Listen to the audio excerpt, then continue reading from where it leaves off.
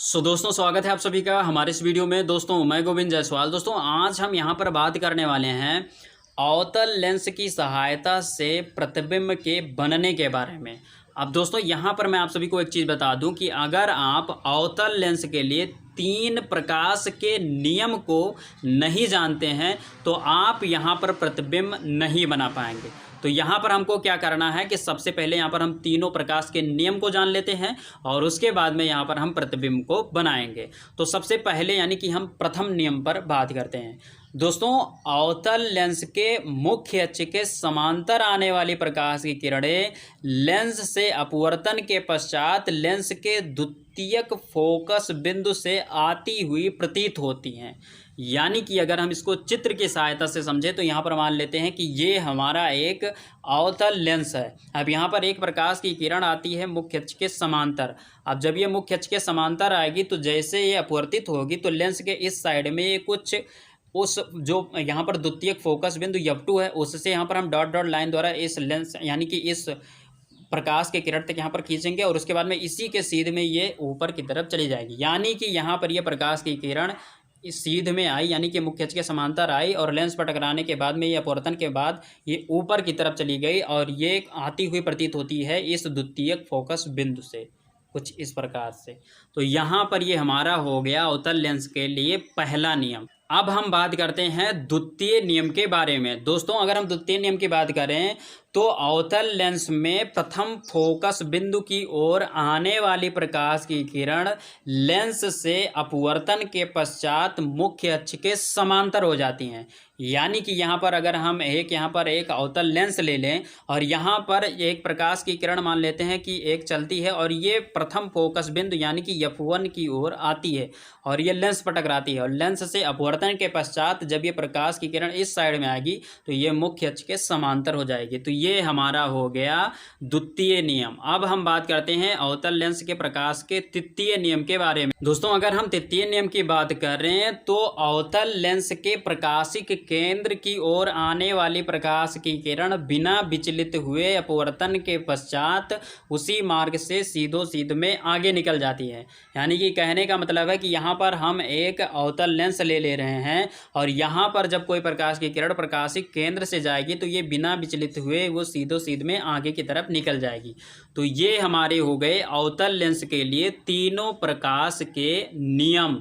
अब हम यहाँ पर प्रतिबिंब कैसे बनेगा इसके बारे में यहाँ पर हम जानते हैं। अब दोस्तों इससे प्रतिबिंब बनने के केवल 2 कंडीशन होंगे। पहला जब वस्तु अनंत पर हो और दूसरा जब वस्तु अनंत तथा प्रकाशिक के केंद्र के बीच में हो। तो सबसे पहले यहाँ पर हम पहले कंडीशन पर बात करते हैं जब वस्तु अनंत पर हो। तो दोस्तों इसके लिए यहाँ पर हम एक अवतल लेंस ले रहे हैं और यहाँ पर मान लेते हैं कि अनंत पर एक वस्तु AB रखा हुआ है। अब मान लेते हैं कि वस्तु से 2 प्रकाश की किरण यहाँ पर मुख्य अक्ष के समांतर चलती हैं और ये आकर लेंस पर टकराती हैं। अब हमको पता है अभी हमने यहाँ पर प्रकाश के नियम को पढ़ा है कि जब अवतल लेंस में मुख्य अक्ष के समांतर प्रकाश की किरणें आती हैं तो लेंस से अपवर्तन के पश्चात द्वितीय फोकस बिंदु से जाती हुई प्रतीत होती हैं। तो यहाँ पर ये जैसे लेंस पर टकराएंगे तो यहाँ पर जब अपवर्तित होंगे तो यहाँ पर द्वितीय फोकस बिंदु से लेकर वहाँ तक हम एक डॉट डॉट लाइन खींच लेंगे और यहाँ से हम ऊपर की तरफ प्रकाश की किरणों को खींच देंगे।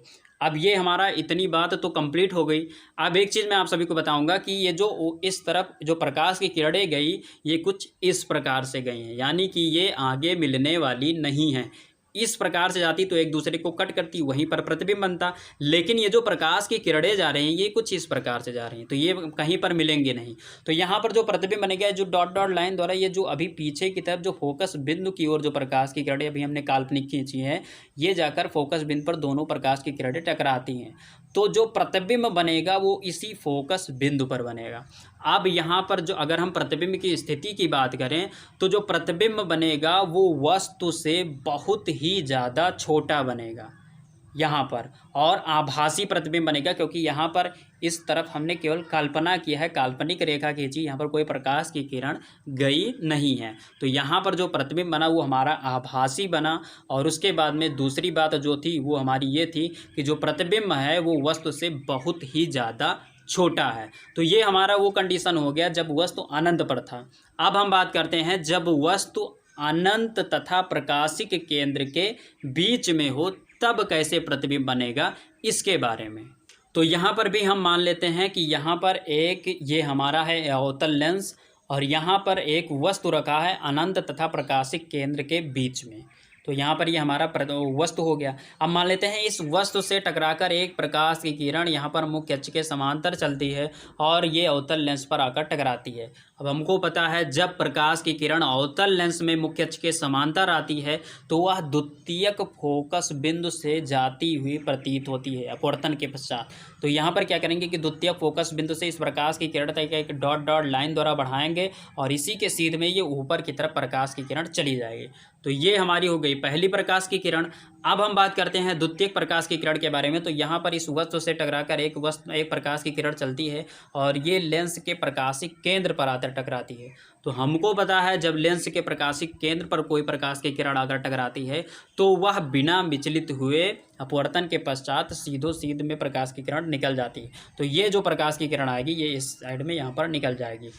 अब यहाँ पर क्या हुआ कि ये जो प्रकाश की किरण अभी यहाँ पर बिना विचलित हुए जो प्रकाशिक केंद्र से आई ये, और यहाँ पर जो पीछे की तरफ जो हमने अभी काल्पनिक यहाँ पर प्रकाश की किरण को खींचा है फोकस बिंदु तक, ये दोनों कुछ यहाँ पर कट कर रहे हैं और जहाँ पर ये कट कर रहे हैं वहीं से अगर हम इस मुख्य अक्ष तक एक हम यहाँ पर लाइन खींच दें तो यही हमारा होगा प्रतिबिंब ए डैश बी डैश, यानी कि इस वस्तु ए बी का प्रतिबिंब ए डैश बी डैश होगा।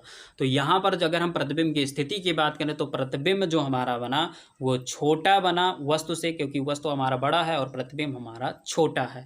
तो ये रहा आज का हमारा वीडियो अवतल लेंस की सहायता से प्रतिबिंब का बनना। तो दोस्तों उम्मीद करता हूँ वीडियो अच्छी लगी होगी। वीडियो अच्छी लगी तो वीडियो को लाइक कीजिए और दोस्तों यदि आप नए हैं हमारे चैनल पर तो चैनल को सब्सक्राइब कर प्रेस कर लीजिए बेल आइकन को, जिससे कि आपको नए वीडियो का अपडेट मिलता रहे। तो दोस्तों बस यहीं पर दीजिए इजाज़त। जय हिंद, वंदे मातरम।